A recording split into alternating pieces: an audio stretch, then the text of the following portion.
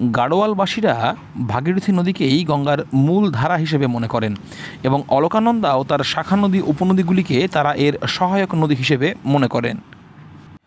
গঙ্গা নদী সৃষ্টির পেছনে অলকানন্দা একটি গুরুত্বপূর্ণ ভূমিকা পালন করে। গঙ্গার জলের একটি বিরাট অংশ অলকানন্দা থেকে নির্গত হয়, তাই গঙ্গার উৎপত্তি হিসেবে অলকানন্দাকেও ধরা উচিত। তবে পৌরাণিক দৃষ্টিকোণ থেকে ভাগীরথী নদীকেই গঙ্গার উৎস হিসেবে ধরে নেওয়া হয়। সন্তপথ হিমবাহ থেকে একদিকে অলকানন্দা বা বিষ্ণুগঙ্গা, অন্যদিকে ধৌলিগঙ্গা নির্গত হয়েছে।